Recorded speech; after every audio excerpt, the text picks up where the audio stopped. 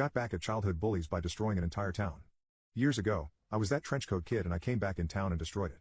As a background, I grew up in a conservative little town in a conservative rural area heavily dominated by religion. This makes people put great stock on moral purity and appearances. Keeping up the facade is the most important thing. Everyone must go to church weekly, and people are heavily judged for appearing sinful.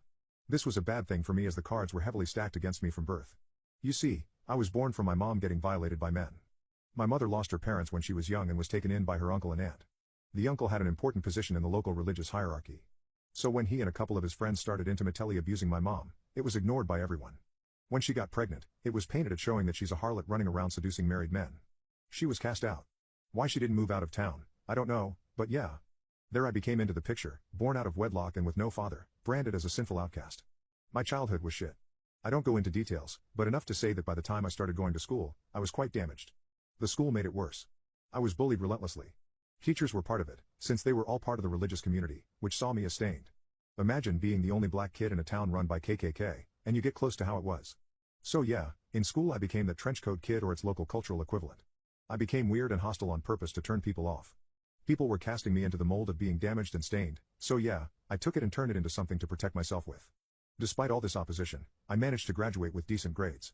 A distant aunt, my only decent relative, helped me get into a college in an actual city. She was the black sheep of the family and saw herself in me, maybe? Around this time, my mother drank herself to death. Can't blame her for it. She had a life insurance policy that helped me study. City life liberated me. I went into therapy and managed to treat the wounds that the town had sliced into me. I got rid of that crappy town, but I guess some part of it never left me. Years went by. I became a analytical consultant, you can say. I work for an international company that does sort of out-of-the-box analysis for other companies. I won't go into details to protect my identity, but we assist in solving all kinds of situations. Well, in my line of work, I'm sometimes called in to help downsize operations. This sucks, I feel for the people who get fired, but if I wouldn't do it, someone else would. A couple of years ago, I got an assignment to go into 3 different factories and assess them wholesale, then come up with a suggestion on which of them to move abroad. My hometown was among those 3 factories. You see, the shitty town I grew up in was one of those one smokestack towns, as we say in my country. There was one factory and some agriculture, everyone worked in those jobs, like 60% of people in the factory. The rest of the economy rolled around, supporting the factory and the people working there. Most of the people were looking forward to nothing but a job at the factory after getting out of school. The religious community running the town ran the factory as well.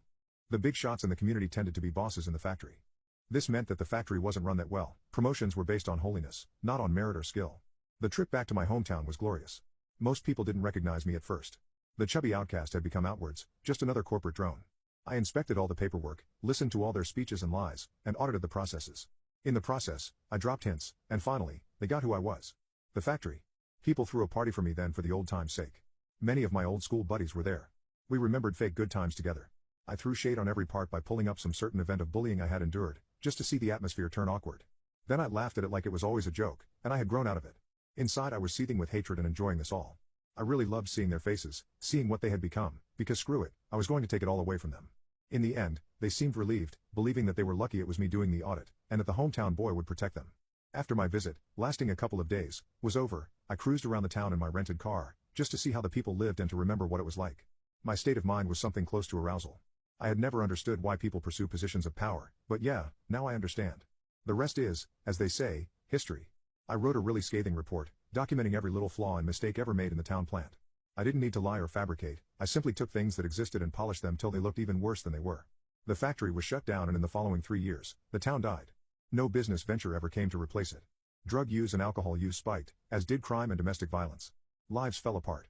Families fell apart. They still haven't recovered, save for a few brighter souls who moved away. I still stalk them on social media sometimes, enjoying how crappy their lives are, how they all finally got to pay for what they did to me and my mom. I don't feel a slight bit of remorse. If I could do it all again, I would, only I'd first make it so I could be present to watch when they receive the news about the factory being shut down. Hell, in my fantasy version of the events, I'd stay in town for a year just to see everyone fall apart. In reality, I will only go back there once. When my uncle finally passes, I'm going to go and piss on his grave. Lawyers pro revenge on his boss. Part 1. This opinion is crap, my boss told me. He'd been a lawyer for 3 years, and the firm assigned me to him for training, to show me, junior counsel, how to be a litigator. I disliked my boss for several reasons. He knew no law, and he expressed himself badly in writing. For a litigator, that's like strike 1 and 2 right there, and strike 3 was this: he had no balls. He was scared of going to court. I noticed this when he took me to assignment court one day, and when it was his turn to speak his hands were shaking. He was scared, In assignment court, where all you do is set a trial date. What's wrong with what I wrote? I said. Not what I asked for, he said, turning away. But when I checked the memo he'd emailed me 2 weeks earlier, I saw that the opinion I wrote was exactly what he asked for. I knew what was up. He was going to delete my dockets for writing the memo and then claim he did it himself, thus leaving quite a bit short of my docketing quota for the month. I knew that he would do this to me because he'd done this before. I knew that my memo would wind up on a partner's desk without my name on it. I knew that for a fact because the firm I worked at was one of the first in the city to have an excellent internal network. We were using email for internal communications before the internet became a thing. So the firm was way ahead in terms of technology, but not in terms of security, and not long after I joined the firm I learned how to surf away on the firm's hard drive and find interesting things, like evidence that my boss was plagiarizing my work. My boss was the very model of the young downtown lawyer. His perfect shoes always gleamed. He wore bespoke suits because he came from money. Everyone just took it for granted that he was on the partner track. I, on the other hand, was well on my way to nowhere special, so maybe he thought it was okay to mess with me. If so, that was a big mistake on his part. I didn't like having my billable hours messed with. I seriously resented it, because I was already being targeted as one of the juniors who doesn't dock it as much as he should, and I was getting pushback from the partner who headed our team. I told the partner what was going on, but he didn't care. It was like being back in middle school and showing up in the office with bruises on my face and the principal saying boys will be boys and sending me on my way. You'll just have to work harder, or smarter, the partner said when I reported the latest bullcrap thing my boss did to me. I couldn't work harder, I was doing the usual 6 days a week lawyers downtown are forced to do, but I could work smarter, and that night I thought up a plan. Christmas was coming, and I thought I'd give my boss a little present. It landed on his desk on December 24th, in the form of a memo purporting to be from the partner that my boss reported. The partner was an old guy, and not really on board with emails and computers, so he did everything old school, on paper. So when my boss came in on December 24th and saw a memo on his desk from the partner with a legal research assignment, that wasn't unusual. The memo was drafted in the usual form that the partner used because of course, I had taken great pains to make sure that it looked authentic. My boss walked over to the little cubicles where the juniors worked and gave me the same memo. Except his secretary had retyped it, so now the assignment was from him to me, instead of from the partner to my boss. The assignment was difficult, requiring me to do a deep dive into admiralty law, and its relationship to the common law, combined with a constitutional division of powers question. But this is a huge assignment, I whined, and I'm going to be away. Can't you get someone else to do it? Is it urgent? The memo I'd forged to my boss stressed how urgent the situation was, but there was no way my boss could double-check with the partner because the partner left the day before on vacation. That's why I'd waited until December 24th. No can do, my boss said, this is a big deal. Just let HR know. Maybe they'll give you time and a half or something. He turned his back and walked away, thinking he had ruined my holidays. But he was mistaken. Lawyers pro revenge on his boss. Part 2. You see, I'd written a paper for a third-year course that was the same thing as the research assignment in the memo. So the only work I had to do was to find the old floppy disk with the draft on it, fiddle with it a bit, and voila, a very detailed and very long memo on an obscure point of admiralty law, with references starting back to Lord Coke's day. So I put the memo together and took my holidays as planned. I wasn't traveling anywhere, because I had no money, but I saw my family and stayed in town, and I made a point of dropping by the office during the holidays, sending an email or two, establishing that I was around, and docketing all my time for the huge amount of research I was allegedly doing. So the holidays end, and I'm sitting in my crappy little cubicle with a huge stack of work to do, and my boss comes up to me, in one of his bespoke suits with a gold tie pin and cufflinks to match. He was wearing a gold watch, too. He was dressed up, even for him, trying to make an impression of some kind. Where's that memo? You were supposed to have it on my desk when I got back. I'm going into a meeting at noon. Just finished it this morning, I said, handing him the lengthy memo that was still warm from the printer. My boss took the memo in his hands, felt its heft, and smiled. Then he turned and walked away without a word. Just before lunch, I heard a commotion down the hall. It was a loud commotion, as such things go, a loud damn it, and then a door was flung open. It was the partner, and he was screaming for my boss to get his ass into his office, now, right now, as in immediately. I had the pleasure of watching my boss scramble down the hall. Just what the heck is this? The partner said, standing in the doorway to his office, and holding my handiwork at arm's length with his thumb and index finger as if he were afraid that handling it would soil him. My boss mumbled something, and then the partner ushered him inside.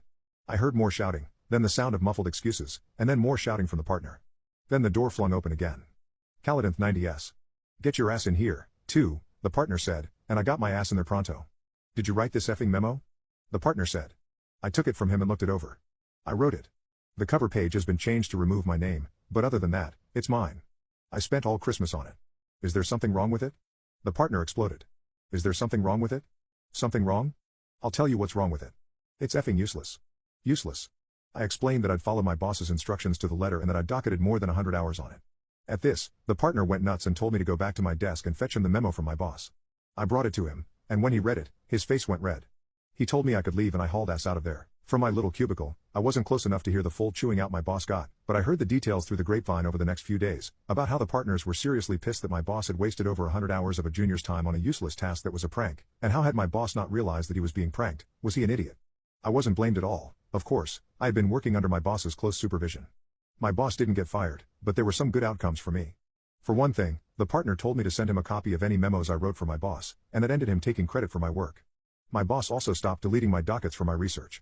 Plus I got a belated Christmas bonus for having to give up on my alleged vacation to write the stupid memo. I really hated working in that place, but whenever times were tough, I'd think back to the case of the forged memo, and it always brought a smile to my face.